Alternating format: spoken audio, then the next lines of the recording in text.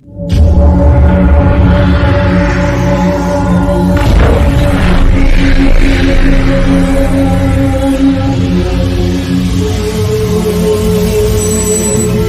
friends, welcome to my YouTube channel Kunggan Free Courses. Please like and share.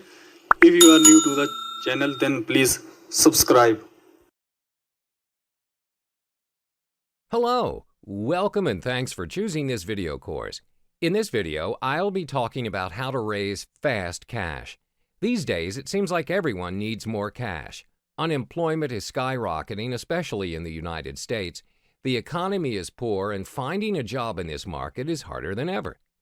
Fortunately, there's one way to make quick money that doesn't require you to have an extra outstanding resume or any type of cash investment or any extremely specialized skills. All you need is a computer, an internet connection, and a decent grasp of the internet marketing operation. The following video series assumes you don't have a mailing list, don't have a lot of capital, and you don't have a lot of time. And you'll be given top 4 ways to raise emergency cash quick: JV brokering, freelancing, sell your stuff, brokering solo ads. First of all, JV brokering. JV stands for joint venture. As a JV broker, you're a connector. You connect people with products or services to people who have customers, subscribers, and traffic, and you take a percentage of the revenue created from that connection. Being a JV broker can be very advantageous. You don't need your own product, customers, or a mailing list. You don't need a fully automated website with all the works. You don't need to purchase anything. All you need to do is learn how to locate complementary businesses, introduce them to each other, and negotiate a deal between them. You become the middleman. For doing this, you get a percentage of the sales. Often a JV broker will be hired by a business that has either a product, service, or a customer base that could be better monetized. That business owner will be seeking partners who have a customer base that's targeted to their product or service. Likewise, the person or business with a customer base will be seeking products and services related to their customers' interests so they can market them to their customers. And this is where a JV broker comes in. You'll be hired by either of these two partner types in order to connect them with each other to create successful and profitable joint ventures. And upon successfully bringing both sides together, you'll be paid a pre-negotiated percentage of sales. Freelancing. Now, what's freelancing? Freelancing's probably the best way you can make some fast cash online. A freelancer sells skills and services online. It requires virtually no setup at all. As a freelancer, you don't have to spend any money to make money. Finding work is pretty simple unless you're expecting to get paid $100 an hour. And most people have some skills that can translate into cash. Skills like writing, designing, voiceover, and more. Later on in this video, I'll be teaching you a couple of ways you can become a freelancer, and you'll be surprised at the amazing possibilities and potential you can sell your skills and services online for that quick cash you can't wait to make. Sell your stuff. I'll be teaching you how to make money by selling your stuff on the internet. I bet you've heard of eBay, right? eBay.com is one of the largest e-commerce sites around. It's an online auction and shopping website in which people and businesses buy and sell a broad variety of goods and services worldwide. This video series will guide you through step by step to sign up on your own eBay account, teach you what to sell, and also how to sell them for good money.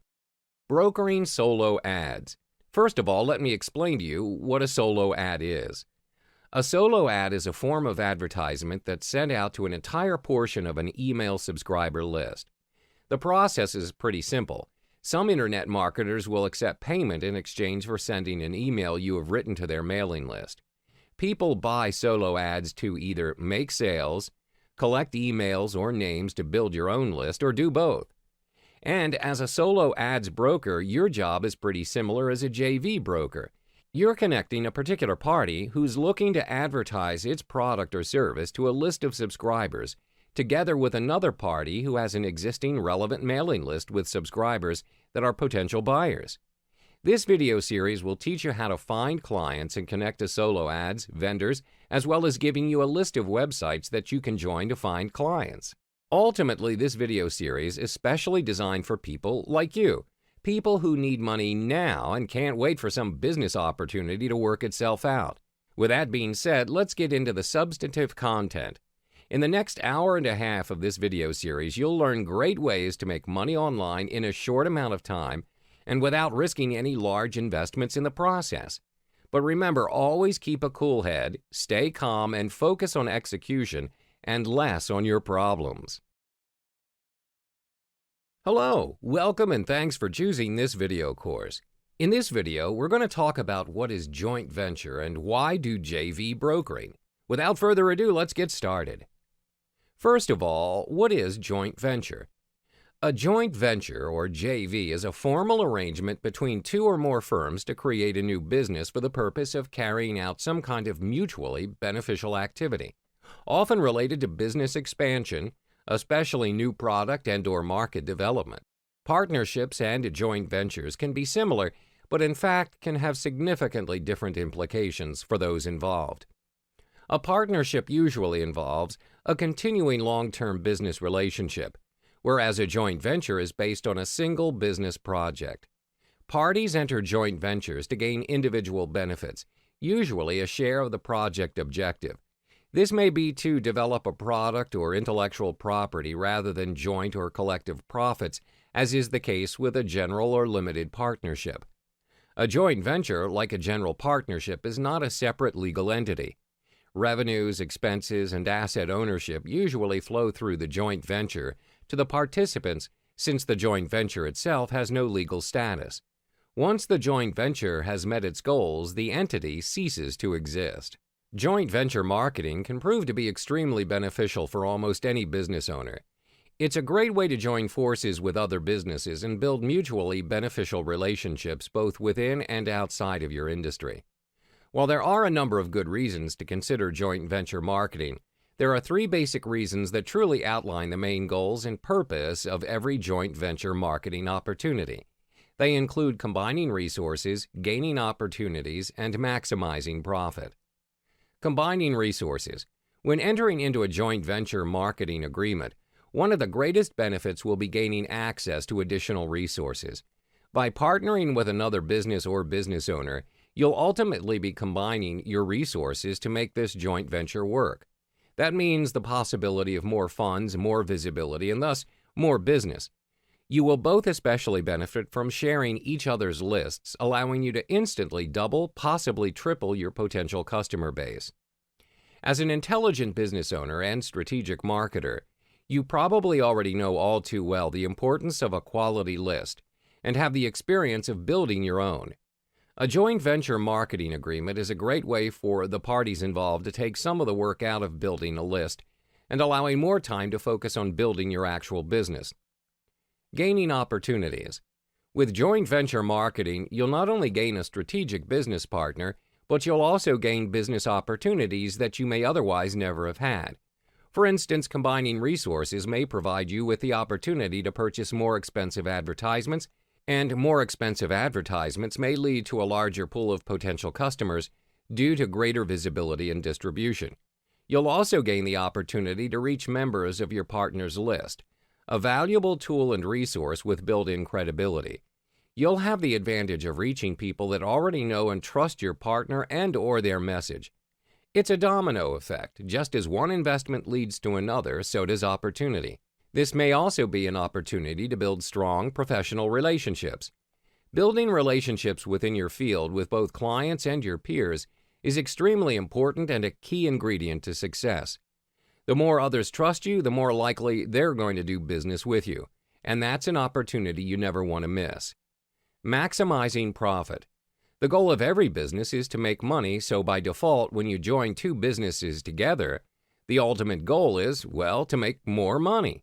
By combining resources, you'll gain the opportunity to reach a greater audience. And when you reach a greater audience, you'll have the automatic potential to increase your customer base and maximize profit.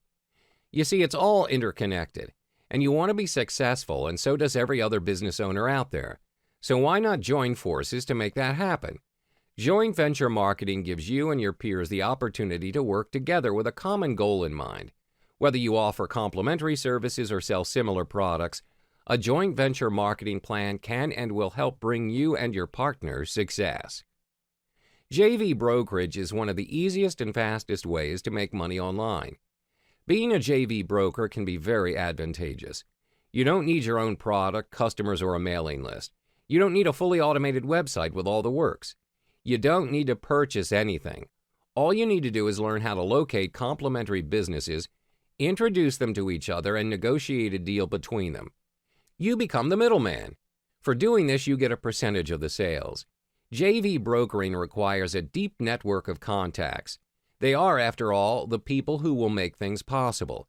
Without them, the idea, no matter how grand and rewarding, will most certainly sink before it could even take flight. Meeting people and building great relationships with them is a must for this business.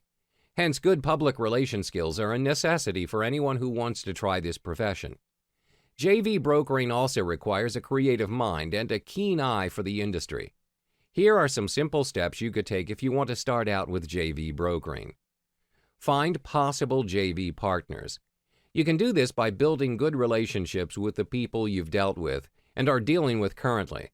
They are commodities for your success in this field. If you're just starting out, then you could invest some time in specialized forums and continue to brand yourself as a credible player in the industry. Soon enough, you'll have a workable list of contacts. Ask them if they're open to joint venturing opportunities. If they say no, be thoughtful and polite and ask why. Learn all you can from each opportunity you pursue. Educate them on the process. As soon as you find someone who's interested, spend time with them and educate them on the process of joint venturing. Learn how things work. Learn what they're able to do. Learn what they're willing to do. There may be things that they may want to do but can't yet. Try to select the perfect people for the job.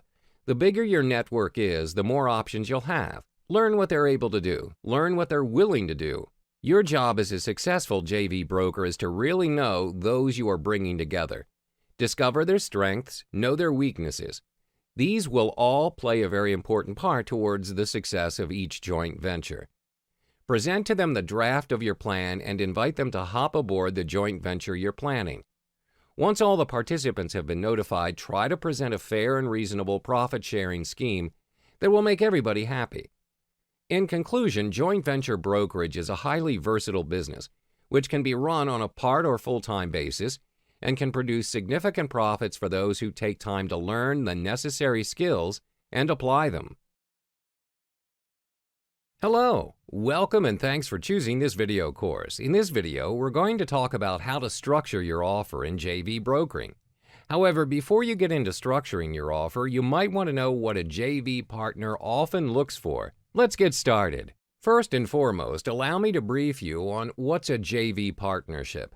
A joint venture partnership with an established internet marketer is the quickest avenue to success for the novice internet marketer or for an individual who's created a product or service but has never done any internet marketing.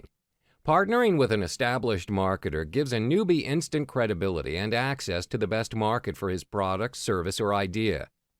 When approaching an established internet marketer with a joint venture proposal, an individual should realize that there are three main things that the marketer will evaluate when determining whether to accept your joint venture proposal. And here are the things that a JV partner will look for. Product quality.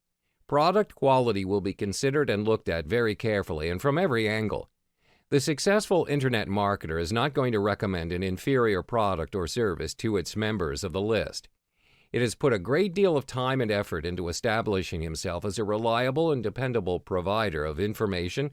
An inferior product or service could undo all his hard work. Check what you're offering to make sure it's of highest quality possible and that it delivers what's promised. Market and demand. Market and demand for the product or service has been well established. You must have done your research and be able to prove to him that there is a market as well as a demand for the product or service you're selling. No matter how great your new buggy whip might be, there just won't be a market for it and no demand either. What you're selling needs to be relevant to today's marketplace. Sales letter. How persuasive your sales letter is written will be the final determining factor. Even if you have a high-quality product or service for which you have established that there is a market and a demand, if your sales letter is weak, the established internet marketer will not bother with you. And now we've come to options for structuring your offer. There are two options for you to choose from, which are 20% brokering fee and a one-time flat fee. You might be wondering which one to choose or which one's better for you. Don't worry, let me explain it to you. 20% brokering fee means that you ask for a 20% commission from every sale of the product or service. Of course, you can always negotiate on the percentage with your partners to achieve a win-win situation. But note that you are not the only broker. People always manage to find a substitute of you who would offer a reasonable price. Communicate with both sides of your partner to achieve a balance that makes everyone happy. Next is the one-time flat fee. This means that you only offer once with a flat price. However, we don't recommend this offer unless you're really desperate to raise money. This is because a one-time flat price doesn't offer a long-run benefit to you. You're only being paid once even when the sales are still going on. Hello, welcome and thanks for choosing this video course. In this video, we're going to talk about where to find JVs, but before that, I'd like to let you know your role as a broker in joint venture. Without further ado, let's dive on in. Your role as a joint venture broker would be look for hidden or underutilized assets within a company, create marketing opportunities that are either unrealized or unrecognized, exploit customer lists that are not maximized, recognize relationships that can be optimized. The role of the joint venture broker changes depending upon the nature of the joint venture. The joint venture broker might be a person who finds joint venture partners, or it might be a person who sets up the deal. In either case, the joint venture broker is compensated for his or her role by taking a percentage of the profits. Joint venture brokering isn't a difficult concept to understand. Just imagine an orchestra. Surely such an ensemble wouldn't be able to play marvelous music without the conductor, right? The conductor simply brings all the band members together and instructs them how to proceed with the masterpiece. The conductor doesn't have to play any musical instruments. He just needs a good working knowledge of music. The kind of joint ventures you can arrange are as unlimited as your imagination. A car dealer can offer a free dinner at a local restaurant to anyone who comes in for a test drive. Both the restaurant and the car dealer get more customers to come through their doors and add potentially to their customer list. The sporting goods store forms a relationship with the health club or gym, each sending the other customers for fitness and equipment purchases. The electricity company agrees to include an ad for an appliance dealer in its next billing letter, reaching every utility user in the region. The electricity company is happy because they reduce their cost of mailing because the appliance dealer pays a small fee for each insert.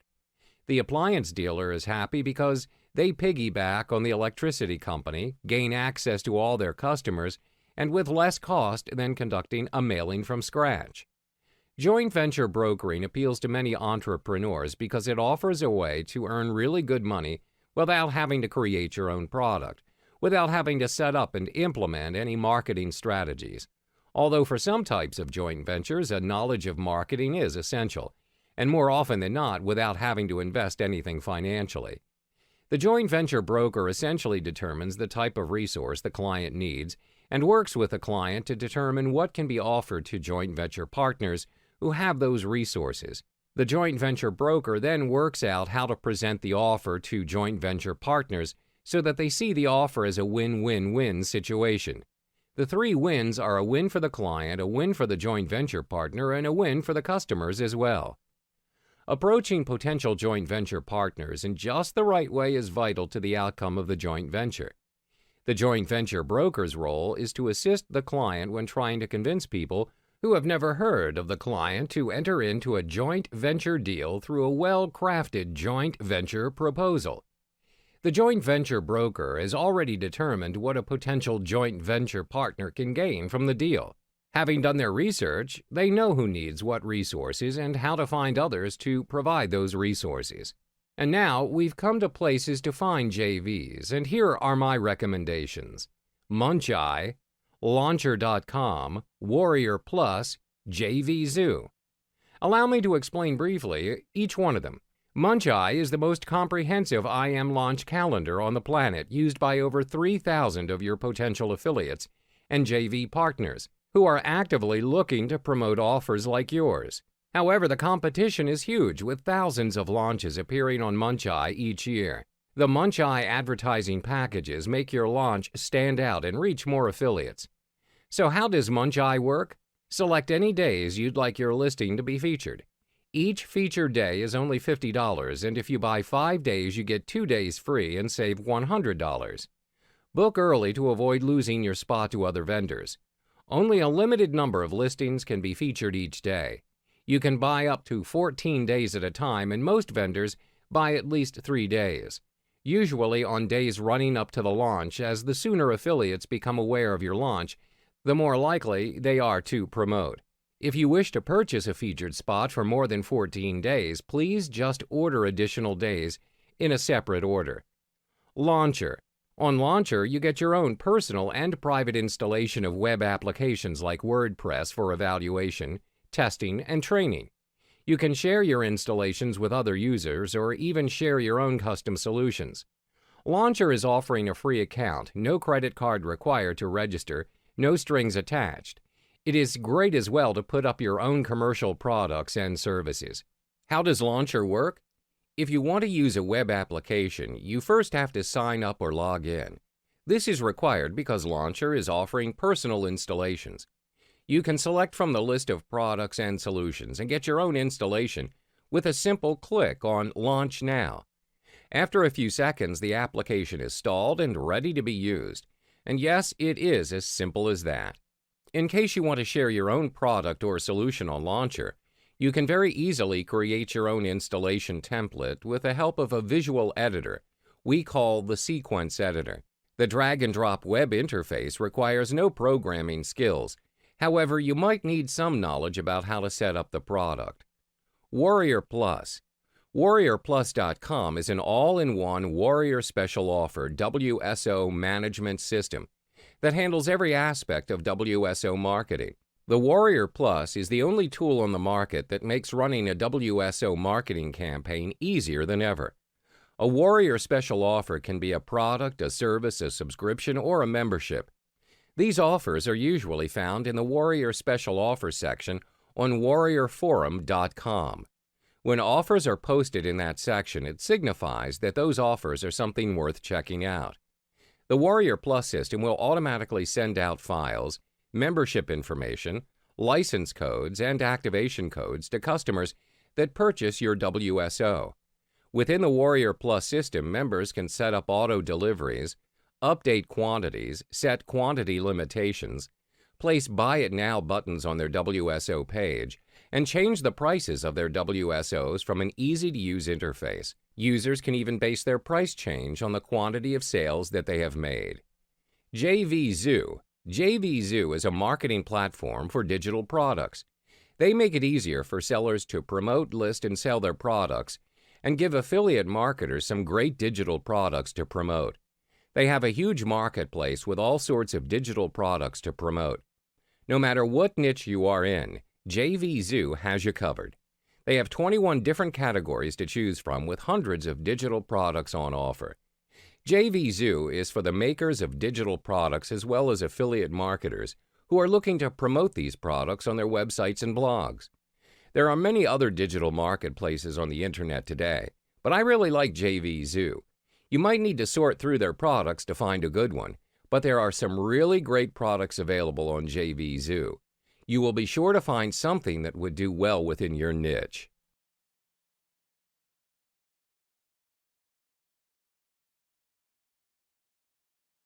Hello, welcome and thanks for choosing this video course. In this video, we're going to talk about how to contact your product vendors before they launch. Before we dive into contacting vendors, allow me to brief you on some responsibilities you should know about vendors. A vendor is a business or individual that sells a product or provides certain services to another business or individual. Vendor responsibilities grow out of fundamental ethical consideration, such as an obligation to keep your word and provide what you say you're providing. Customers are more likely to continue doing business with a vendor who takes responsibility and stands behind his products than one who is evasive and fails to deliver what he promises. Quality. Vendors are responsible for the quality of the products they provide. Although some products are designed with an eye on price more than quality, every product must at least meet minimum quality standards that are consistent with its price. For example, a manufacturer of a cheap brand of olive oil cannot be expected to provide olive oil whose quality is comparable to that of an artesian olive oil. However, he can be expected to provide an olive oil that is not rancid and is of sufficient quality for basic cooking. Punctuality. Vendors are responsible for providing the products they offer in a time frame that is consistent with the expectations they create. A vendor who fails to deliver a product on time can create trouble for business customers whose sales depend on the promised materials. A vendor who is late in delivering a product to a private customer can cause inconvenience or waste his customer's time. Honesty. The responsibility of a vendor to be honest with his customers extends from his claims about his product's effectiveness to her billing practices. Vendors should never make false claims about the materials in products or about their own qualifications for providing these products.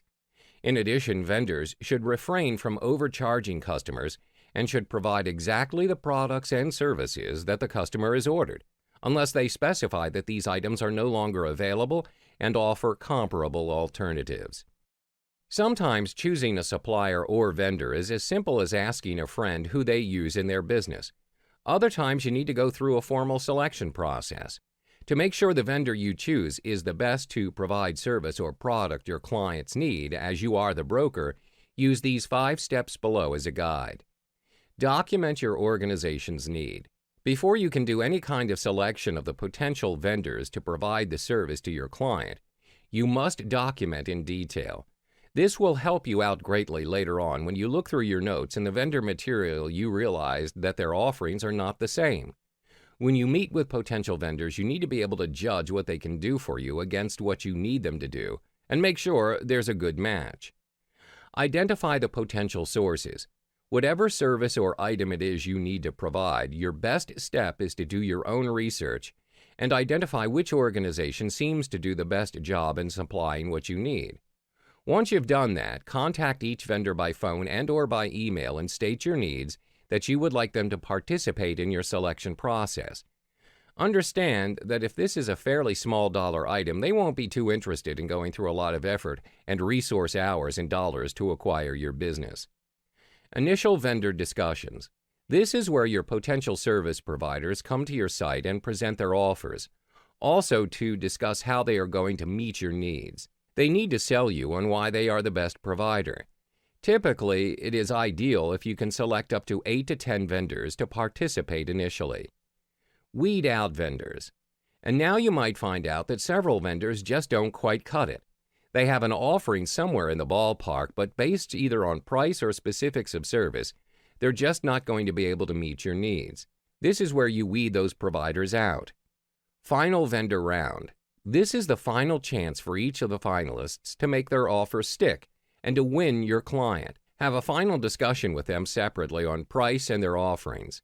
Now is the time you may want to get even more specific about your commission. You're looking for ways to pick the best vendor both in terms of price and service. I'm sure that you would want a win-win-win situation for both of your clients. Last but not least, let's have some tips on how to manage your vendors. Here are 2 things to consider that will help you efficiently collaborate with your vendor team. Understand vendor roles. Vendor responsibilities can vary from business to business, so it's not safe to just assume that everyone knows their role. Instead, it's important to clarify and be aware when assigning tasks. Knowing your role and the role of the other vendors will help avoid duplicate efforts and prevent stepping on each other's toes.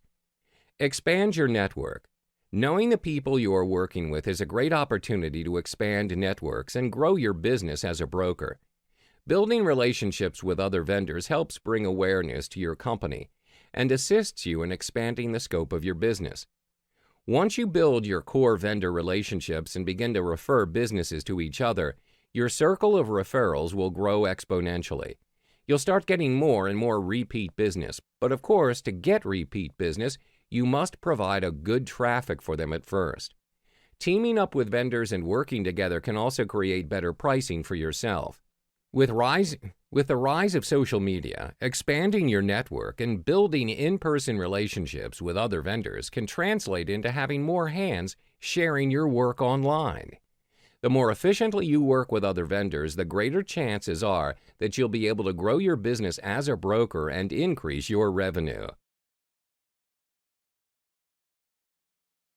Hello, welcome and thanks for choosing this video course. In this video, I'll be talking about the types of freelancing you can do to earn fast cash. What is freelancing? Freelancing's probably the best way that you can make some fast cash online. It's completely legal and effective because you're selling your skills in service. It requires virtually no setup at all. You can do this even without a website. All you need to do is get yourself a payment processor so that you can accept payments online. Okay, let me explain the concept of freelancing with an example. Let's say you have a friend who knows that you can come up with some pretty cool website designs. You've been doing this for a while, but you never thought of doing this for the purpose of making money. So your friend emails you one day and asks if you design a website for him. He says he wants to put up a site for doing comic book sales. Then he says the magic words, "I'll pay you." Now think about this. You don't have your own website advertising your service as a web designer. You've done no advertising. You've done nothing but respond to an email asking for your help. And the person's willing to pay you for it. That's really all freelancing is. There are millions of people out there who need to have various odds and ends jobs done for them. They're willing to pay for this service. All you got to do is go to where these people are, find out what they want, and offer them your service. Yes, it's that simple. Okay, so the question is, what are you going to freelance? There are many opportunities on the internet that will allow you to render your services for a fee. Whatever it is you're good at, there are always people who need what you can provide. These opportunities are collectively known as freelancing. It's very easy to do some freelancing work on the internet. The entire world is your market. In the pages to come, we'll be discussing these 5 freelancing opportunities that can provide you with a stable income, the amount of which may even rival the salary you receive from your day job. Confused about where you can find work? This report will tell you where to source out some clients, enumerating specific places where you can find some projects, places which are proven, and places which are brimming with potential clients. It will ensure a great start for your freelancing career, and it will share some tips and tricks that'll help you to compete with the pros. Writing. The easiest way to make cash as a freelancer is through writing. All you need to have is a pretty decent command of the English language, including the proper use of spelling, punctuation, and grammar. It doesn't have to be perfect, but it needs to be decent enough. Freelance writers make about $3 to $10 per article for web content. I know $3 probably doesn't sound like a lot of money, but with practice, you could easily produce a couple of articles per hour, which would earn you a minimum of $10 or more per hour. That's not bad at all, considering you can do it from home or anywhere at all, and you don't have to fill out a job application or sit through an interview. It's one of the easiest ways to making some quick cash. Plus, as you go along the way, you build a reputation, come out with a portfolio of sample writing, and get some testimonials. You can increase the price you charge for your writing. You could easily be earning $6 to $10 per article in no time. That would mean you would be making $30 to $50 per hour. That's definitely not bad. Graphic design. Similar to freelance writing, freelance graphic design work is a great way to make quick money online. You can get paid anywhere from $10 for an advertising banner up to a few $100s for a complex website design. If you're really good, you can get higher prices than normal, especially once you get some testimonials. You'll need a website where you can showcase samples of your work. You can send potential clients to your website to see your work, check out your prices, and contact you if they want to hire you. For now, I'm going to assume that you don't have any prior experience to freelance graphic design. So in that case, it's essential that you begin by accumulating items to put in your portfolio, which you will show prospective clients. At a minimum, you will want to create the following objects. 1, an ebook cover. 2, a banner. 3, a small business logo. 4, a payment button. Remember, since all of your work is likely to be used for commercial purposes, it's critical to use stock photos and photos that are in the public domain. Otherwise, you could be violating someone's copyright. Once you've created a small portfolio of items that are sufficiently attractive and well polished, It's time to begin marketing your work through various channels. Technical work, site setup, WordPress. You can also make some quick cash by offering your skills in some technical work like website setup or WordPress setup and design. There are businesses where the owners have no skill or knowledge at all in technical work, and as such, they're willing to pay those skillful ones to solve their problem. And there are also clients who have too much to handle and are just looking for extra help to take care of their site's maintenance and development. You can offer your service from simply setting up a website to selling a WordPress maintenance package to your clients. We're talking about offering a monthly WordPress maintenance package to your clients. There are plenty of small and mid-level organizations with no internal web team. They've got websites they outsource, and details like security and backups are a constant worry. WordPress needs to be kept up to date, and too often clients don't bother. Then you get that panicked call about a hacked site. Or some kind of oops makes it disappear. They want you to bring it back right now, but they never paid you to set up any kind of backup system. Or themes and plugins need to be updated, but that simple click breaks something and a client needs immediate help. You take care of the details and your client doesn't sweat it. To you, they're relatively minor issues, often automated and simple, but to your clients, they're business-stopping nightmares. Voiceover jobs are a growth industry now with so many websites wanting audio. For years, there's been a need for people to record audio for ebooks, videos, and more. You would be chosen for how your voice sounds, and you'd simply have to record a short script. This makes it a good side job for those who are looking for some fast, easy cash. The recordings can be done at home easily enough, and you're literally paid just to speak. As a voiceover artist, you can literally pick and choose your own hours. When you accept a voiceover job, you commit to doing the work by a certain time and date. All you have to do is have the recordings back to the company by that time and date. Apart from that, how and when you choose to do the work is entirely up to you. You can still work a day job and pick up voiceover freelance jobs to work on any other time. Getting paid for voiceover jobs can happen in a number of ways, but usually the money is simply deposited in your bank account and a set number of days after you've passed the recording over to the client.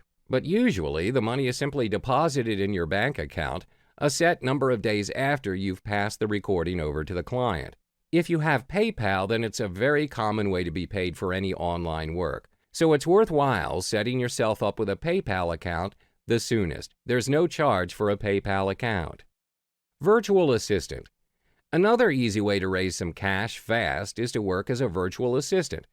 In short, you will be working as an administrative assistant, but through online. Generally, this means doing tasks like record keeping, database entry, and other repetitive tasks. Sometimes there are clients that are looking for something like submitting links to directories or managing an affiliate program. Most businesses today, whether big or small, are accepting the idea of having virtual assistants. This lessens the workload on the company and is cheaper than having to create a whole department to take on the same tasks. Virtual assistance is fast becoming a popular option for many. The following are some basic skills that most virtual assistants are expected to have. Word processing skills. Because a lot of the work involves word processing, such as data entry, typing, and other online documentations, the word processing knowledge will come in handy. Computer skills. The very nature of the job requires the extensive use of the computer, thus the need to become computer conversant. Being able to handle the more popular software and applications is also a prerequisite when it comes to available skills. Strong communication skills.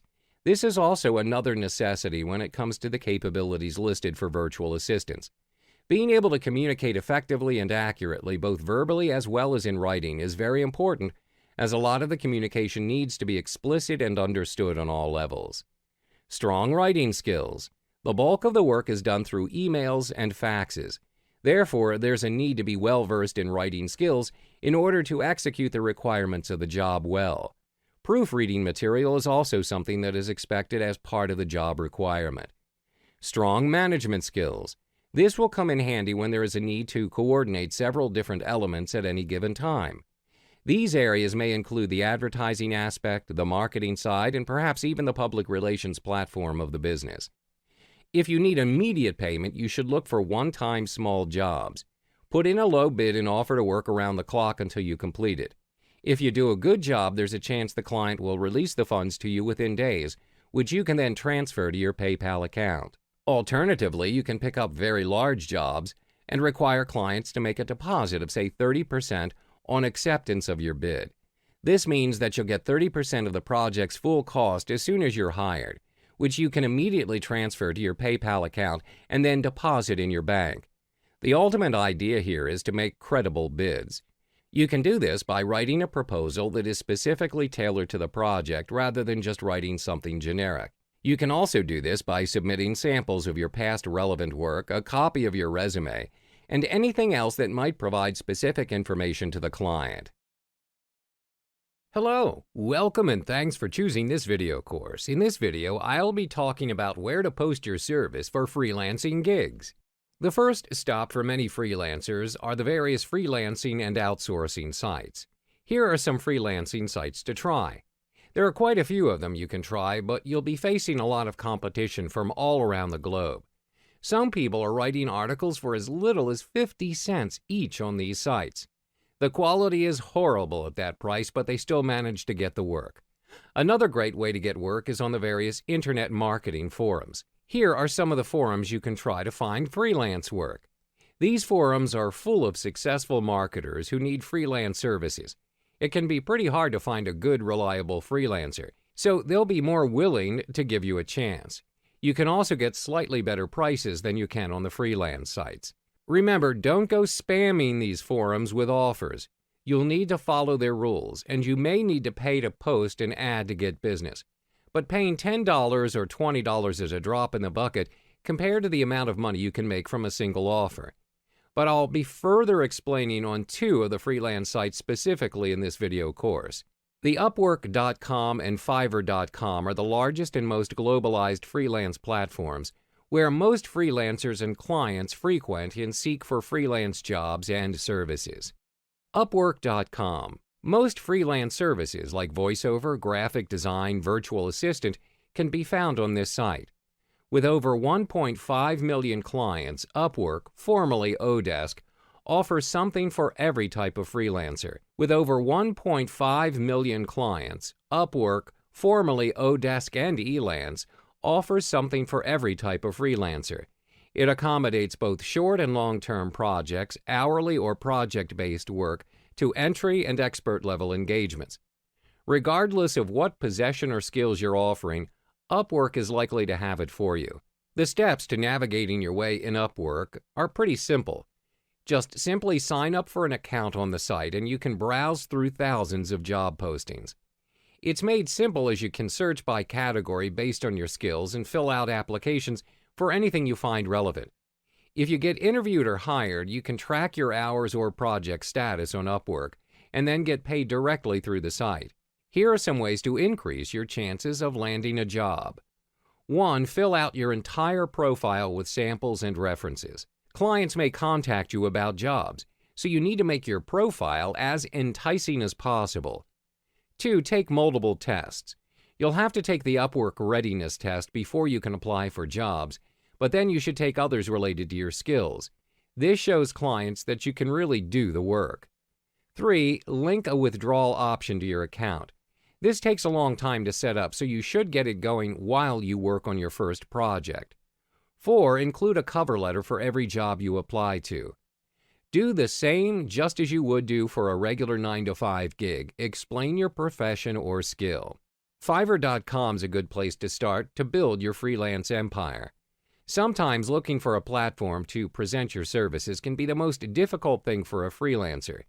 Connection is all a freelancer needs, and Fiverr has created this platform for you. This is a place where everyone can be connected to search for the services they need. Fiverr is a marketplace where people can offer their services starting at a cost of $5. The concept of Fiverr is straightforward. As a seller, remember this 4-step procedure. Communicate with the client, accept the gig or send them a custom offer, deliver the gig, complete the order. How to use Fiverr? Fiverr is extremely easy to navigate and use. The website design is clean and clear that even first-timers can understand the concept easily in no time at all. First of all, signing up for a Fiverr account is free of charge. Go to their website, then click on Join to sign up for the account. As mentioned, enter your email and set up the password. Or you can connect Fiverr to your Facebook or Google account without creating a new account. The whole process is extremely easy. It's not necessary to fill in any other information unless you want to customize your profile manually. After that, you'll receive a confirmation email from Fiverr. Activate your account through the email. Once you've completed the activation, you can start selling on Fiverr. Aside from that, you'll need to have your own PayPal account. PayPal is the main payment method that is accepted by Fiverr. If you already own one, link it to your Fiverr account. If you don't have one, it's time to create one. Don't worry about the fee. Remember, PayPal is free. Hello and welcome. Thanks for choosing this video course. In this video, I'll be talking about how to get clients to hire you as a freelancer. Now that you've locked down the types of jobs you can do and where to offer your skills as a freelancer, it's time to teach you how to get clients to hire you. This is usually where people make their mistakes and ruin their potential of getting hired. You can't just sign up on any freelancing sites, respond to a job request and say, "Hey there, I can do that, hire me." You need to present yourself in a professional manner, and you must make the initiative to contact them first. Don't just sit around and wait for clients to come to you. Every freelancing site may have their different ways of processing your job application, but they all have something in common: your proposal or offer. Whether it's done through the site or responding to an email or anything else, you're going to submit a proposal to the person looking to hire someone for the job. So that's the first thing I'm going to cover. Keep in mind that there are so many different types of freelancing assignments. So I'll have to keep this as generic as possible because there's no way to write a proposal that fits perfectly for every type of job there is out there. So listen to the following proposal and adapt it to the job that you're looking to apply for. A normal job description you might come across on freelancing sites would kind of read like this: looking for somebody to write 10 articles on internet marketing. Topics desired are as such. Must be at least 500 words each. Please submit your qualifications and your rate. And this is how you should respond professionally. Introduce yourself, state your profession, what you have been doing, show them your best sample work so they can evaluate if you're fit for the job. Tell them your charging rate, give them a specific price. If you're very confident with your skills and want to make sure they're willing to hire you for your rate, you can include the below reasoning to convince them that your work is worth that price. Then tell them how to contact you. The reply method will depend on how the site works. It could be a member ID, a member name, or your personal email. Just follow the instructions on the site. That's how you reply to a job request. If you present yourself in a professional manner, you'll win a lot more bids that way.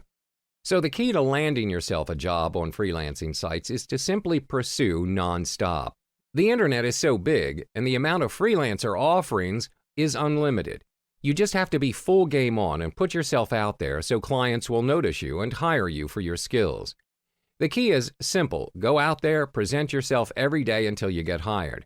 Go on to all the freelancing sites and search for relevant job postings, find those that you're interested to work for, and send in your application as many as you can daily. It's a numbers game after all, and the more frequently you appear to their eyes, the higher your chances that someone will find you the right fit for their job. You just need to be really aggressive, not in a way that will offend or annoy someone. Don't sound overconfident, just be aggressive in your posting. Offer yourself on a daily basis at every possible job offer you can find on all freelancing sites. You can also send frequent reminders. Bottom line is to be persistent but not pushy.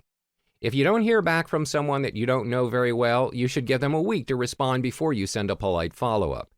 Your message should sound something like this: "Hi, a week ago I sent you this really awesome idea and I wanted to follow up and see if you're interested in pursuing it further. I'd be happy to chat about it in more detail. Let me know if you have any questions. Thanks." Always keep it very short and to the point. People are busy, especially editors of larger blogs or publications, and more often than not, they don't respond because they're busy. Sometimes all they need is that little nudge. A reminder to respond to that email was somehow buried among all the rest. And sometimes sending a simple reminder shows that you want something bad enough and that you're really committed to that request. Lastly, follow up with clients. This is something so many freelancers fail to do, and it kills more business than you can possibly imagine. After completing the assignments, most freelancers simply thank the customer for their business and they move on. They think that just because they did such a great job for the customer, they're going to be contacting them for more work. In many cases, that doesn't happen. After completing the project, ask the customer what's their future plans. Ask him if he thinks he's going to need more work. Remind him to give you a shout if he does. There's an old saying, out of sight, out of mind. And trust me, once you're out of sight, you're so out of that person's mind, he may even forget you did the work for him. Keep the relationship going, but make sure to keep things professional at all times.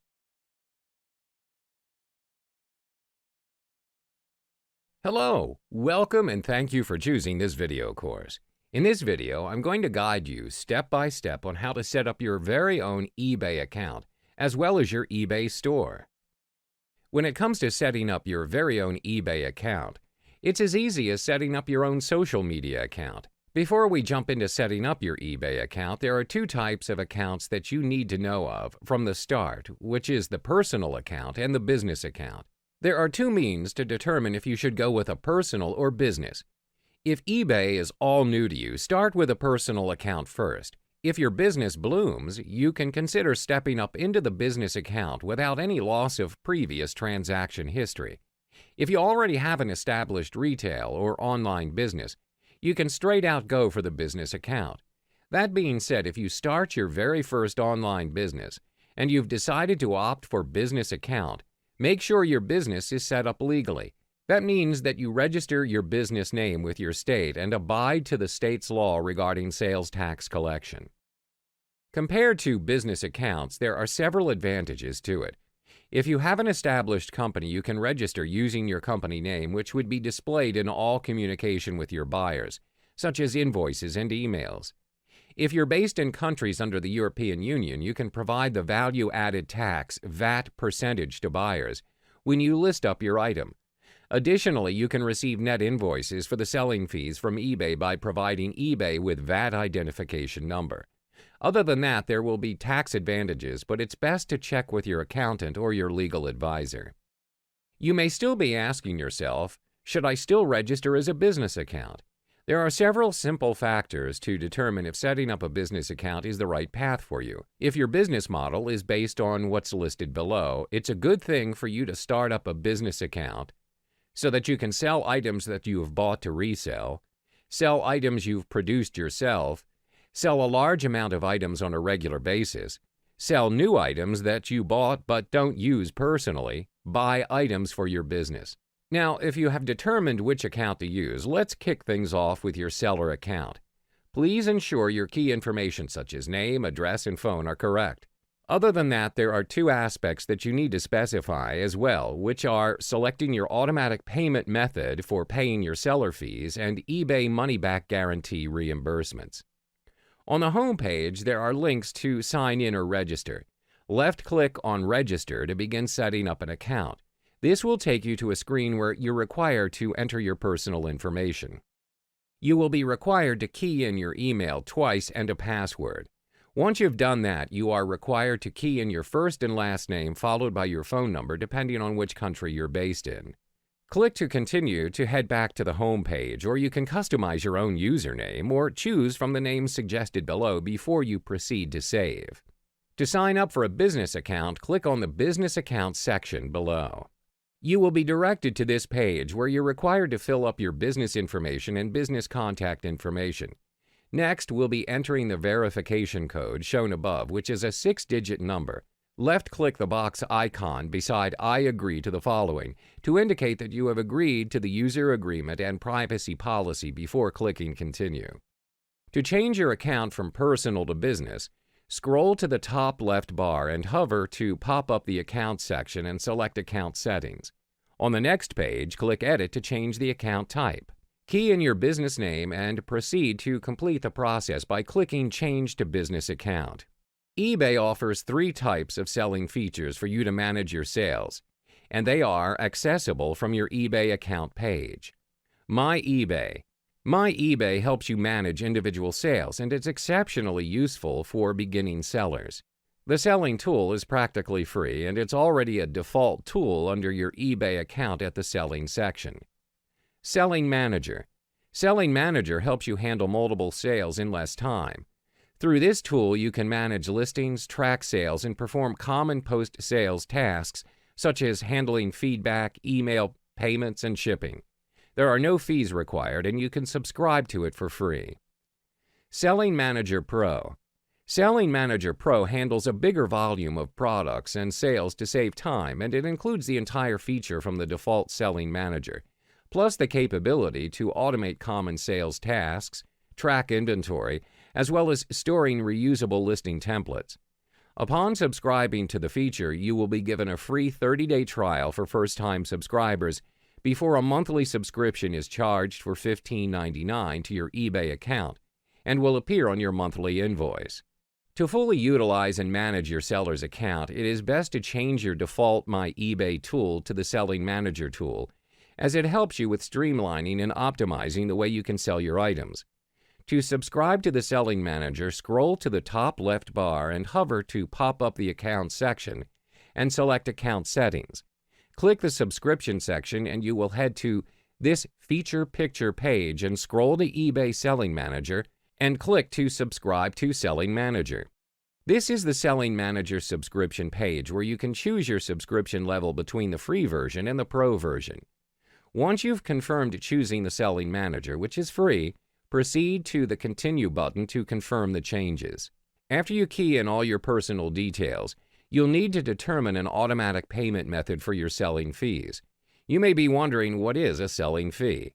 Basically, anything you're selling on eBay, you are required to factor a certain amount of fee depending on what kind of item you're selling. Your selling fee essentially is used for enlisting selling items into the list. If there is any chance you'd like to change your payment method, it can be done at any time by following the method here. 1. Go to My eBay. 2. Click the Account tab. 3. In the Payment Methods for Seller Fees section, click the Change Automatic Payment Method link and then make your selection. 4. Follow the on-screen instructions. Moreover, you can also make a one-time payment option which allows eBay to collect your selling fee from your credit card or bank account, only when you choose. You can choose from one of the following payment methods. 1. PayPal. 2. Direct debit. 3. Credit card. That being said, you can make your one-time payment, which is a manual, non-recurring payment option, where you authorize eBay to collect a payment from your credit card or bank account at any time by following the method below. 1. Go to My eBay. You may be asked to sign in. 2. Click the Account tab. 3. Under Payment Methods for Seller Fees, click the one-time payment link and follow the on-screen instructions. Just like a physical store or a web store, eBay Store is a comprehensive e-commerce solution that helps you get more out of the eBay marketplace and the millions of buyers worldwide who shop on eBay. With the eBay Store, you can gain exclusive marketing and merchandising tools along with customization features to make your eBay Store outstanding to gain the trust of your customers. Things to note about having an eBay Store is that you need to have a seller account with your credit card on file. Moreover, you need to have a PayPal account up and verified as well. After you've successfully opened up your eBay Store, you should be prompted to subscribe to the eBay Store by choosing a subscription level based on your personal needs. When it comes to deciding which to subscribe to, the basic store is the best option if you are new or inexperienced with online business. Moreover, if eBay is a new platform for you to conduct e-commerce business, it's best to choose the monthly subscription to test out the market before considering using eBay as a long-term online business site. Once you've keyed in your desired store name, click Continue to proceed to the order page details before proceeding to confirm your monthly subscription to the basic eBay store.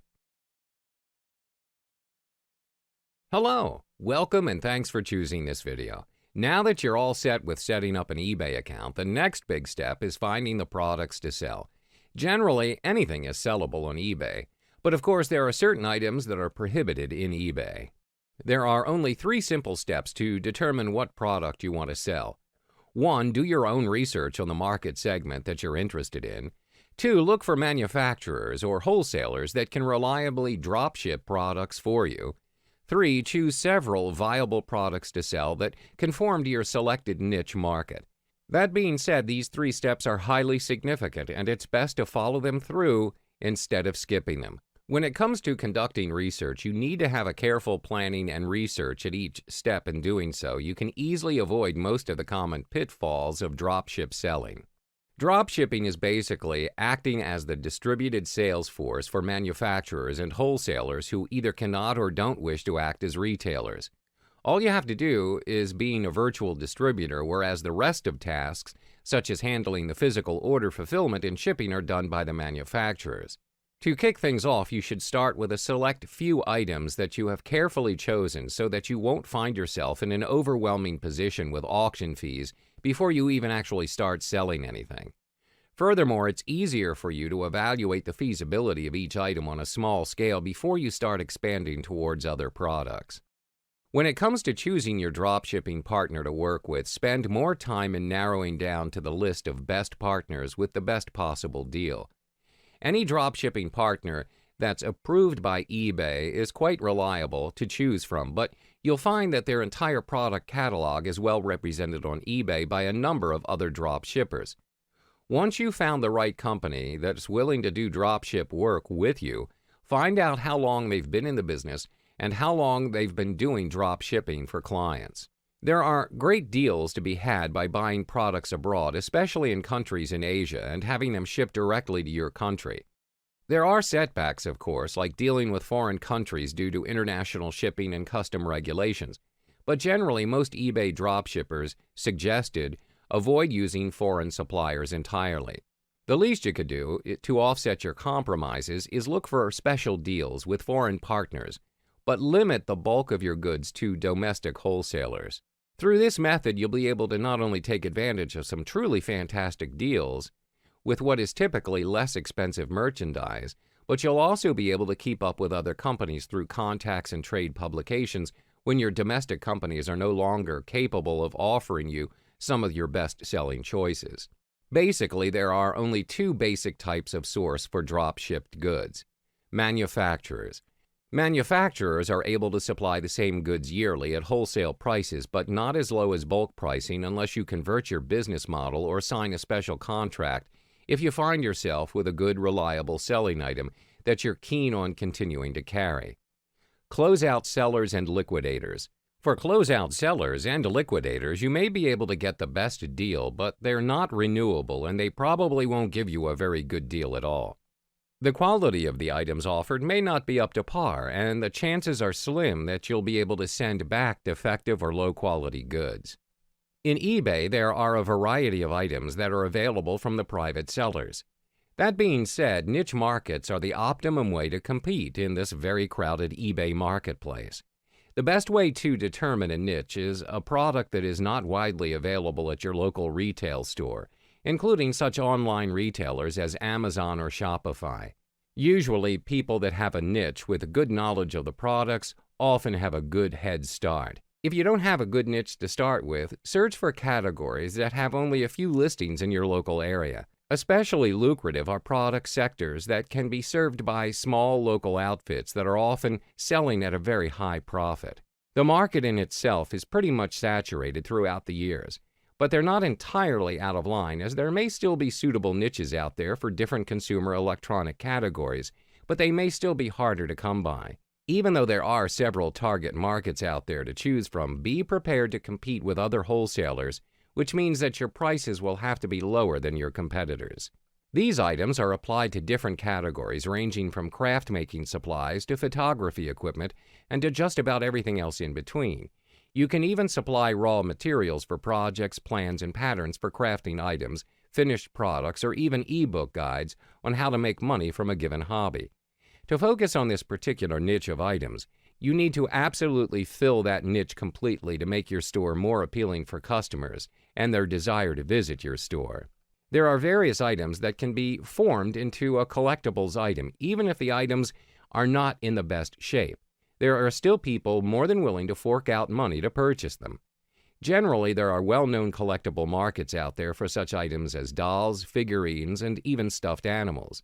In eBay, collectible items are usually very well present, and they have become collectors' go-to areas to search for. This is generally the go-to option for drop shippers since many trades have a very specific niche for the materials and tools. Furthermore, there's a high chance to have a specialized trade publication that is highly valuable source of information about wholesalers and manufacturers that could have gone through with local distributors that charge an excessive amount to carry the manufacturer's unique product. If you take the opportunity to contact manufacturers and inquire about the dropship opportunities, you may find yourself in the chance to serve markets that have single distributors that they have overlooked even without undercutting their pricing. Not to be confused with the media from the local or international media that delivers news to the public. Media refers to items such as books, movies, and music that are sold on eBay. This niche, especially electronics, is pretty saturated, but there are still specific niches out there which can be pretty uncommon, especially in countries that do not have access to it. Dropshipping on eBay has become a staple technique in eBay, and it's in your best interest to try this method out. Hopefully, this guide will help you with determining what to sell on eBay through dropshipping. Good luck! Hello, welcome and thanks for choosing this video. When it comes to selling stuff on eBay, most sellers would have the business mindset of the more you have on your list, the more you can sell. What you didn't know is that there's more to eBay than meets the eye. There is so much more you can do with eBay instead of selling stuff from your own list. That being said, let me share with you several strategies that you can do to sell stuff that you don't even have to entirely own it to sell it out. Perhaps one of the most basic ways and the most applied way of making money on eBay by sellers, which is selling collectibles, antiques, and memorabilia in specific categories on eBay for the highest market prices. Generally, any eBay seller out there that sells collector's items is usually well-versed with what they're selling because it could be their hobby or interest. This is the part where you should start, and that's where you will make the most money using this strategy. Do more in-depth reading in your field to widen your knowledge and get as much good reference material and price guides as you can. Now, if you have sufficient knowledge and experience in the items, what can you do to maximize your income selling antiques, collectibles, and memorabilia on eBay? If you're listing items for sale using eBay's provided selling form, you're actually losing money here. What you should do is get an eBay listing software and save each listing you make. Through this method, when you're ready to sell the same item or similar item again, all you have to do is press a couple of keys to list. Check out Shooting Star software now to list auctions and track post-auction management, which is available at this site, www.foodogssoftware.com. This software allows you to save every listing on your hard drive, and it includes free auction counters. Moreover, this software allows you to make unlimited listings, not just on eBay, but on other e-commerce sites as well, such as Amazon. There are various softwares out there today for you to try out, ever since auction selling has become popular in the internet. Generally, any software company out there will offer 30 days before you have to buy or register, which is good. There's also software out there that is offered free, but the features certainly cannot be compared to paid software. Now, that being said, search and try out the software and see which one complements well with you. When I state how to sell stuff you don't own, what it really means is selling other people's stuff, such as antiques, collectibles, or even other eBay sellers' items for a percentage of the hammer price. You can handle tasks such as determining the best photo to use, creating the descriptions of the listed item, handling the transaction, and shipping process. To earn back the effort that you put out, you can charge for 10 to 20% or more of the hammer price after cutting down the eBay fees. You can use the net listing where the owner says to you, all I want to get out of this sale is $50. You can keep whatever you get over that. The low minimum bid method may not work in this situation, and you'll probably require making it a reserve auction or kickstart the auction at $60, that's 50 plus 20%, with no reserve. If it fails to sell, make sure you get a refund for eBay's listing fees or get them up front from the owner. A short contract between you and the owner is essential. An attorney will be more than willing to help you put one together that you can use. Use it over and over again by photocopying it and filling in the details with every new client. Check with your attorney before doing this to prevent any legal problems from occurring. There shouldn't be many problems with doing this, and there are people out there who practice it and make lots of money not just for himself but for the clients as well. It's pretty much a win-win situation between you and the owner. All you have to offer is your technical expertise, and the owner provides the merchandise. It's as simple as that.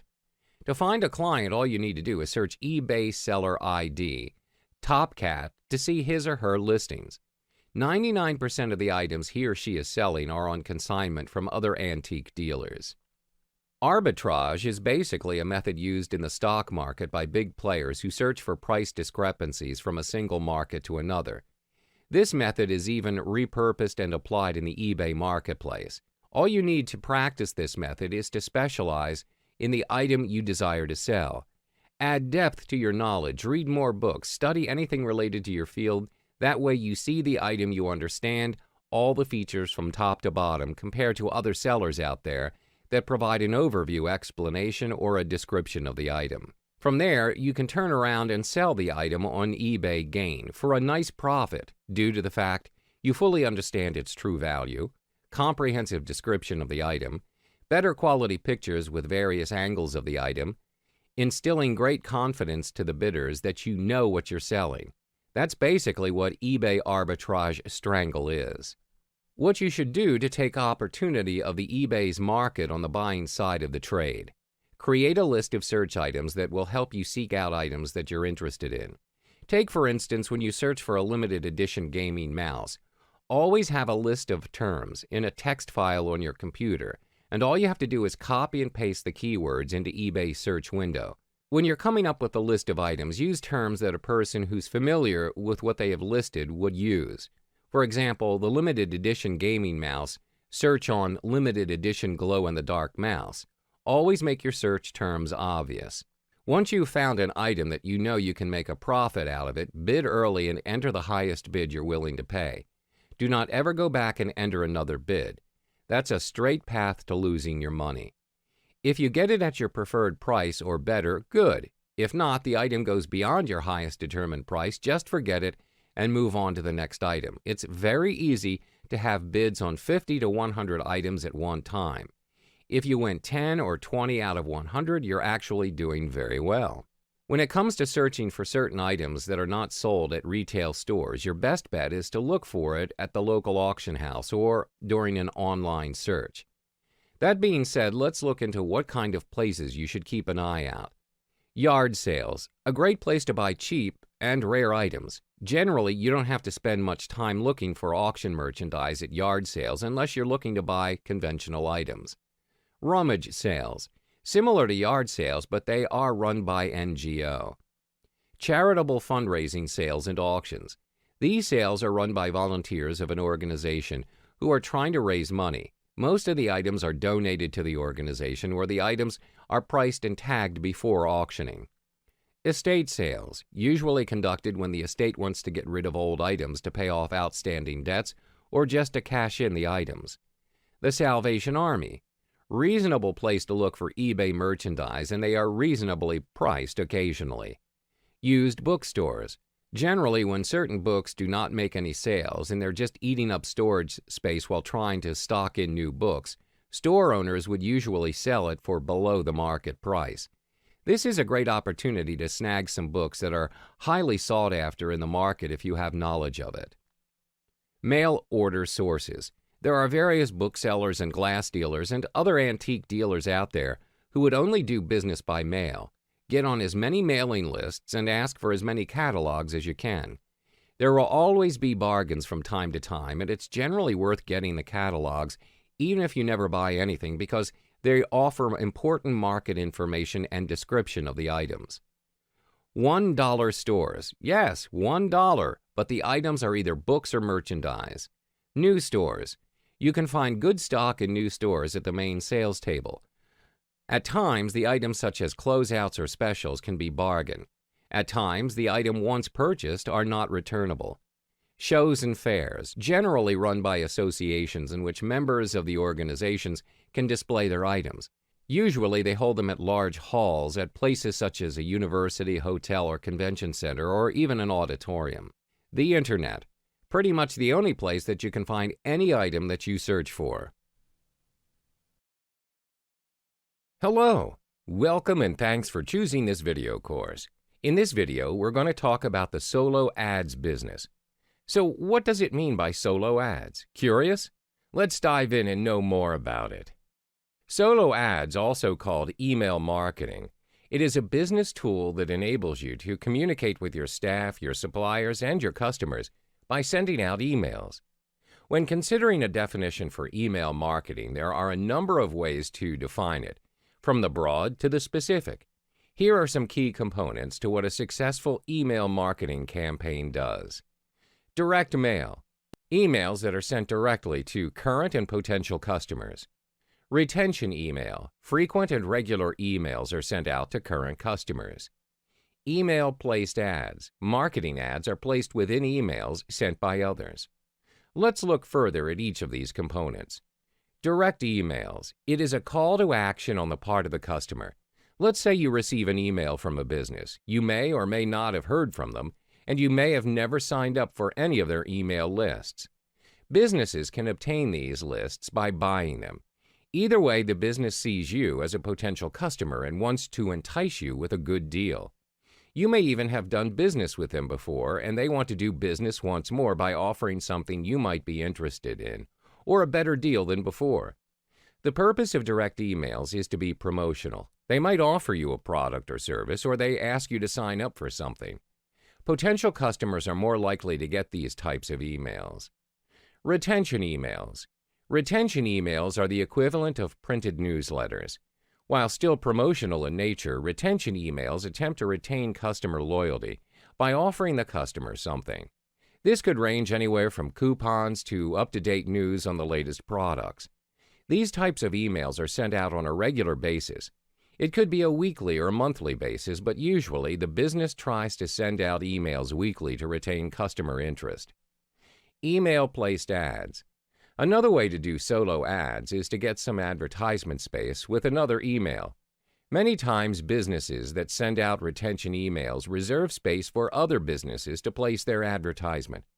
This can be beneficial for you as a business, especially if you have studied the demographic that you're marketing to and the potential customers you could gain. Knowing what other types of businesses your potential customers go to and listen to is a great advantage because it allows you to strategically place your ads in emails and get clicks. It is also a benefit for the business with which you have had an ad placed because they'll know that their emails are being read, and they can also do a bit of analytic work to determine where their customers are clicking. Simply put, yes, email marketing works. Of course, there is the stigma of spam that keeps people wondering whether or not email marketing is still effective. Email marketing, just like other forms of internet marketing such as social media marketing, it is fast-paced and must be adapted. As you can see, many companies put quite an investment in their email marketing campaigns. They're willing to spend the money because they've seen the return on their investment. Your email marketing campaign can also be monitored once you have sent out the emails to customers, both current and potential. The data can be analyzed in a number of ways, including web analytics, downloads, search inquiries, and visits to promotional events and offline stores. The growing complexity of today's email marketing has created a deeper need to carefully consider the creative aspects of your email messages. While the need for quality and effective design has always existed from a pure marketing standpoint, challenges that are unique to the email space require a different look at creative from the perspective of accomplishing specific goals via email. This module introduces several critical parameters that could be given creative consideration and provides tactics to optimize creative for maximum results. The facts. Research that analyzes how people view emails indicates marketers have 3 seconds to catch readers' interest. That's a limited amount of time to make an impression, inspire readers to keep reading, and get them to complete your desired action. Compound that data with additional research that suggests readers keep at most 8 brands in their inbox at one time, and it's clear that the need for great creative is paramount to your email marketing success. Dimensions. Another consideration is the width of your email messages. Depending on screen resolutions, the email message that fits nicely on your screen may require horizontal scrolling on someone else's screen. Besides the annoyance factor, if any of your important content is hidden by the scroll, your readers may miss it and not read further. If you keep the width to 600 pixels or smaller, the vast majority of readers will see your full message within their screen. Although it is possible to use a variable width instead of a fixed width to accommodate all resolutions, variable widths do not hold items static within the message. Text and images will slide back and forth across the screen to accommodate screen size. Variable width email messages are not recommended. Images. Images are obviously an important aspect of your design as they draw interest and help communicate your message. So the bigger the better, right? Well, not necessarily. There are several factors to consider when using large images. One is load time. Large images take more time to download than smaller images. While a growing number of internet users connect to the internet with broadband, you'll certainly annoy and possibly lose the interest of someone with a slower connection who has to wait for your images to download. One way around this is to slice a large image into smaller images. Another aspect to consider is how your email message will look to someone who has images disabled in their email client. If you don't have any text above the fold and your reader has images disabled, all they will see when they first open or preview your message is a large gray box. For readers to even view your message, you're relying on them to take an action and enable images to be downloaded. If readers don't have a compelling reason to do so, they may very easily discard your message without reading it. Let's continue to the remaining parameters. Rich media. Advances in online media technology have enabled you to do some pretty cool things on the web. For instance, flash-embedded video and audio. But do these technologies transfer to the email marketing world? In some cases, they might. The important step in determining whether to use rich media in email is to take a close look at your audience. Will they be able to view Flash? And if they are they more likely to respond to Flash? If the answer to both of these questions is yes, then it certainly makes sense to test.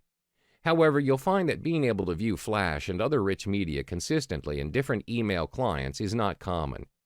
Flash is not supported in many email clients. Specifically, Microsoft Outlook 2007 does not support Flash or video. Even with email clients that do support rich media, your audience may not yet be ready to receive this new technology via email, and using it could affect response rates.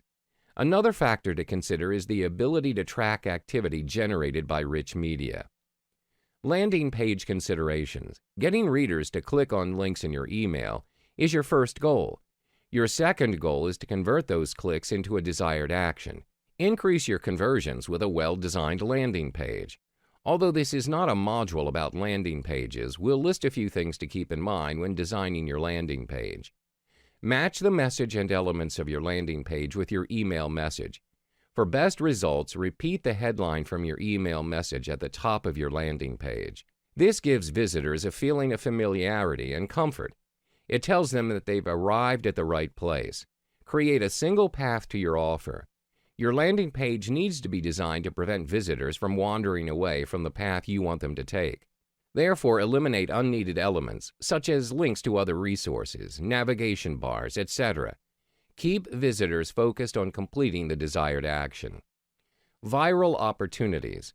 A recent survey by Sharp Partners found that almost 90% of adult internet users share content with others via email, and the respondents are forwarding frequently. 3 out of 5 said they shared content at least once a week, and 25% reported doing so even more frequently. Encourage your readers to do the same by providing a clearly visible "Forward to a Friend" button in your email. The most common placement for this is the top right corner. If your emails are business-to-business in nature, use "Forward to a Colleague." This also allows you to track how many people are forwarding your email and to know who your top supporters are. Optimizing email creative is both an art and a science. It should also be a never-ending process. Our best recommendation for optimizing the creative for your email messages is to take a close look at your messages and try to implement a few of the areas noted. After you've made some changes, track the results and optimize a few more areas. It's better to make progress in small, manageable steps than to wait and plan for a long-term change that never comes to fruition. If examined on a regular basis, email creative can be a major contributor to the growth and success of your email marketing efforts. Hello, welcome and thanks for choosing this video. When it comes to finding vendors, most people would use Facebook as the main platform. This is due to the fact that it's so much easier to stay connected, not only just to the vendors, but other buyers as well. Not to mention, it's even more convenient to determine which vendors have the right niche of subscribers that suits your solo ad campaign. Let's jump into the module, shall we? Compared to using Google search or solo ad membership sites, Facebook group is perhaps one of the best mediums for you to find the most compatible solo ad vendor for you. It's also a great platform for both buyers and solo ad vendors to provide or gain first impression of a vendor. Through these groups, you gain access to other users' comments and the results they have gained from the solo ad vendors. That being said, there are various subgroups you can find in Facebook, and it's pretty easy to find a group. Now, to find a group, there are several keywords that you can use to find certain groups. 1. Testimonial. 2. Marketplace. 3. Traffic. 4. Traffic directory. 5. Group. 6. Tested. 7. Online market. These are the select few top keywords that are used to search for solo ad groups. Even though there are various groups to join, there are two things that you need to keep an eye out for. Firstly, to determine whether the group is still active or not. This is to ensure the group is still consistently getting updated from other members about solo ad vendors regarding feedback and status. Generally, smaller subgroups are the ones that potentially end up losing steam and go inactive. But it's best to check the group's latest posting through the timeline section. Secondly, go through the timeline posts to see the posting environment. What I'm trying to say is that any drama or conflicts being posted, spam or irrelevant posts, and toxic negative comments. If any of these issues are present in the group, it's best to move on and find the next group.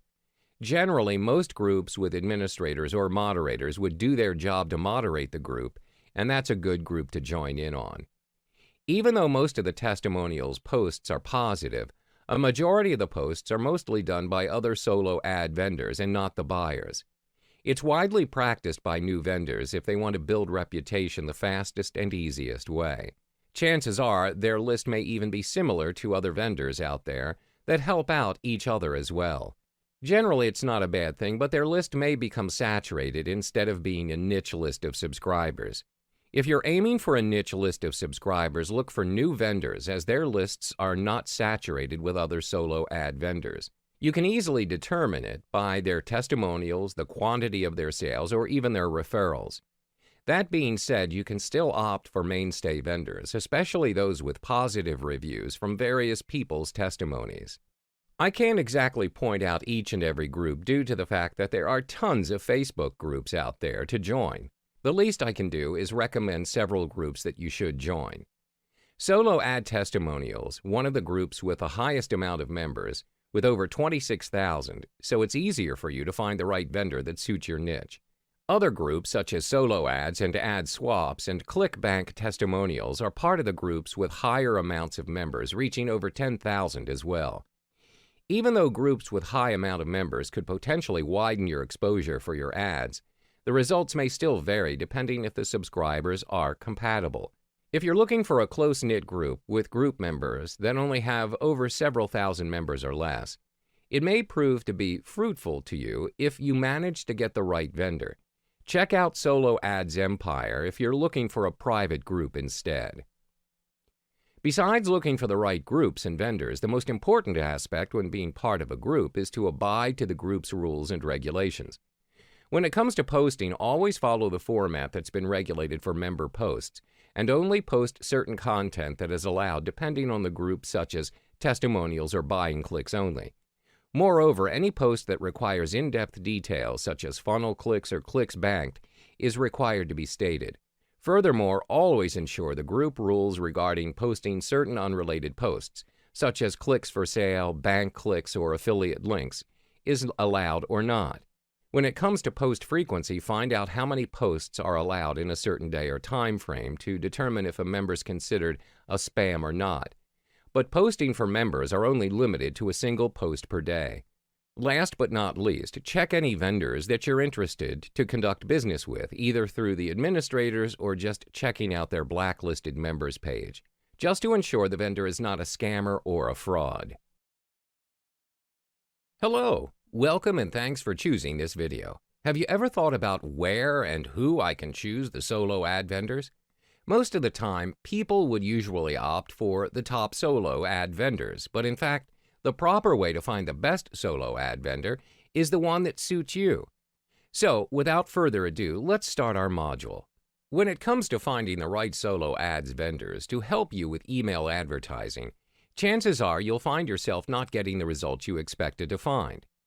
In this case, most of the time, you'll realize that the promises that the vendors provided are not 100% certain that they would deliver. With the growing trend of using solo ads, the market's pretty much filled with various solo ads vendors, which are either new or old. Moreover, the policy is pretty much conducted through advanced payment for their services, with no refund policy. And in this case, assuming your solo ads did not work out, you'll find yourself losing a whole lot of money. Now, the key question is, how do I find the right players to run my solo ads? First of all, you need to find a vendor that has a list of subscribers that fills in your niche. Generally, any solo ad vendors out there have their very own personal sales page or a Facebook page to keep in touch with their subscribers. That being said, how do you exactly find them? Now, there are three ways for you to find them. One is through Google search, Facebook groups, and solo ad membership sites. With Google search, you could search for your niche plus solo ads.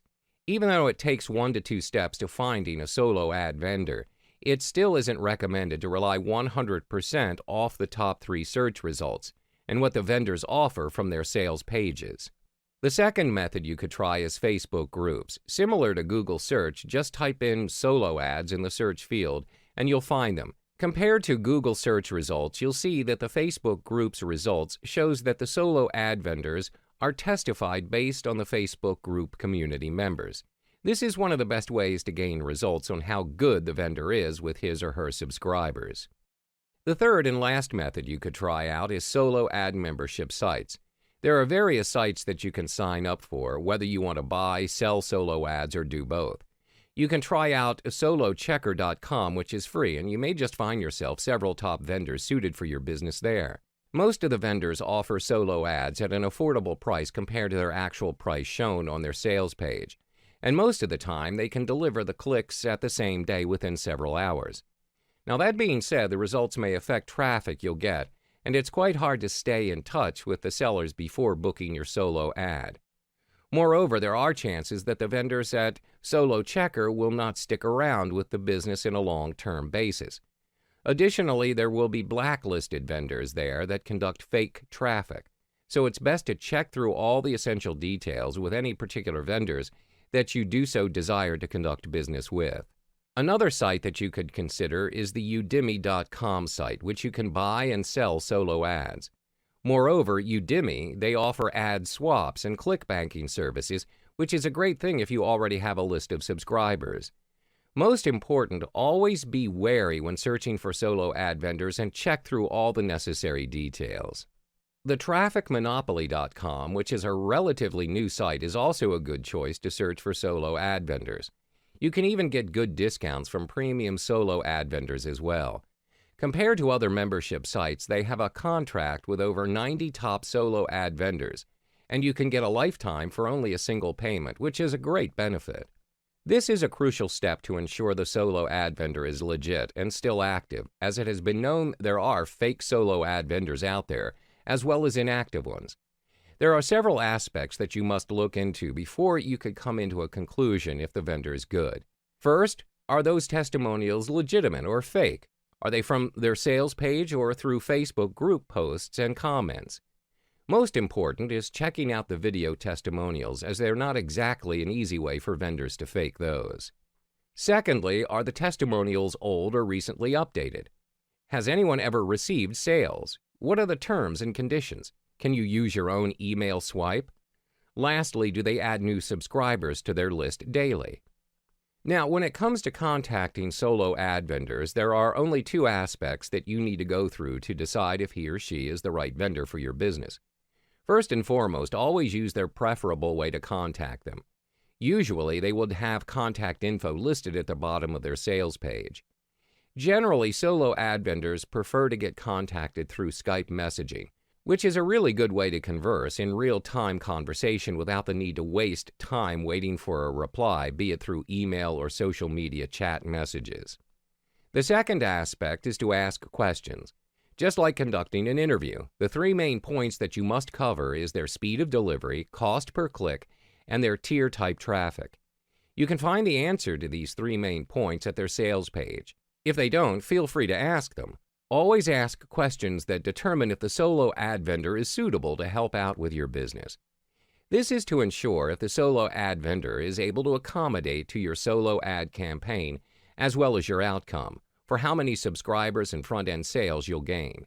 Now, that being said, it's best to get subscribers that are highly engaging into your mailing list. 1. How long have you been in the business? Similar to ice-breaking, you may come to understand more of his business background, as well as solidifying how long he or she has been in business, as well as his or her credibility. 2. Who is on your list? This allows you to come to understand if their list of subscribers actually complements your business or not. Cover all the specific details to ensure that his or her subscribers are the right market for you. 3. Did your subscribers double opt-in? This question will give you an indication whether his or her subscribers are responsive or not in terms of opening their emails. 4. Is your list built on paid traffic only? Assuming you're also running your own list of subscribers, if the solo ad vendor subscriber list is identical to yours, there is no other reason to run a business with the same traffic source. 5. Will my offer suit your list? Similar to question 2, but instead this question's directed towards his thoughts if your solo ad is compatible to his or her list. This is to build up more insight and perspective before you kickstart your solo ad campaign. 6. Do you add fresh leads daily? This is to determine if the vendors have added in any new leads into their sales page. Fresh leads that are added regularly will be able to prevent a saturated traffic. 7. Will you send to your list only? This is to reaffirm that the vendor's lists are actual people that would click to the email. 8. Do you use rotators? A very important question. This is to determine if the vendor is actually running any script that would redirect your original link to a different solo ad buyer landing page. 9. Will you send my swipe or your own? To have an even concrete proof that the vendor is not using a rotator, this question is to ensure the vendor is using your swipe, which you could sign up to their list. 10. Can I see the swipe you're going to use? I follow up to the question number 9 if the vendor does not show his or her swipe. This is a red flag for you to avoid buying from them. Chances are the vendor's not answering your question number 8 honestly. If the vendor shows you the swipe, you can improve the subject line of the first email in your sequence and landing page headline. This is to meet their expectations and use similar or exact words. Hello, welcome and thanks for choosing this video course. In this video, I'll be talking about mindset conditioning on how to raise emergency money. There are just a few things that you might want to tuck in the back of your mind for your freelancing productiveness. These are some aspects on how you can work with your mindset conditioning to ensure you do not experience burnout in the process of working to raise emergency money through freelancing. Having to raise emergency money. I know that you're either in a rather tough financial situation now or you're just out there wanting to get some extra cash. Regardless of your purpose, you should emphasize on being calm and less desperate. Your attitude affects how good or bad you will perform, and your performance will determine your results. What you believe in and how you feel strongly about things will influence the way you react to them. Having a positive mindset means acting in a positive way. For example, you send out 10 applications and got 10 rejections today. The same thing happens tomorrow. On the third day, you'll expect rejection again, and this belief will create a future of failure because you hang on to that losing attitude. It will form a psychological effect where you're expecting it to happen before it really does. Positive thinking really works wonders. When you feel good, you work well and create better results. It's like a giant wave that gives you only the good things in life. While you cannot avoid negative feedback and rejection, you can look at these objectively and use what you learn from it to keep on target. You learn fast from these failures so you can succeed faster. You just need to stay calm and continue hustling. It will eventually come to you. Like I mentioned before in the earlier video courses, freelancing is a numbers game. You just have to hustle hard in getting yourself out there to appeal to clients to hire you for jobs. When you first start off, it's nothing you can do to gain immediate project credibility as compared to other experienced freelancers. So if you want to compete, you have to do it along other margins, namely price and completion time. If you can offer lower prices and fast delivery times, there's a good chance you'll get selected every once in a while. Another important thing to keep in mind is that you will not be selected for most of the projects you bid on. In fact, when you start, you can expect to get rejected at least 75% of the time. Don't use this as a reason to give up. Instead, continue to post on all projects that seem reasonable given your skills, and get comfortable with the idea that you won't always be selected. As you complete more projects and get more feedback, your acceptance rate will improve. So when you start making money, save some to eventually build a real business. You can make some good money through working freelance. When things start to go well, you'll be making some money, probably way more than the emergency cash you wanted to earn initially. This is the golden time to expand your career. You can multiply the amount of money if you are determined to build a real business. Create a budget, both personal and business. You can seek advice on the expenses that people typically have freelancing in your area of interest and use that as a basis. Then save up accordingly. Build up a big fund to start your own business. If you follow through your budget planning and make serious cuts in your spending, along with diligently saving some money, you should now have a nice surplus of money coming in each month. Don't be tempted to spend it. Instead, sock it all away into a savings account. In fact, do it automatically.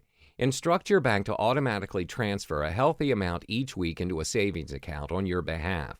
A lot of freelancers start out small and eventually grow into working their very own business. The reason is simple, because they can and they make money. Freelancers work the same way as any other office workers. You work in front of the computer as well, sometimes even longer hours than normal office workers. And the best thing is you get to choose the assignment and take the amount of jobs you want. You can plan your finances accordingly and use the money for greater things. So remember, save up and you can start your own real business with fixed income or even more.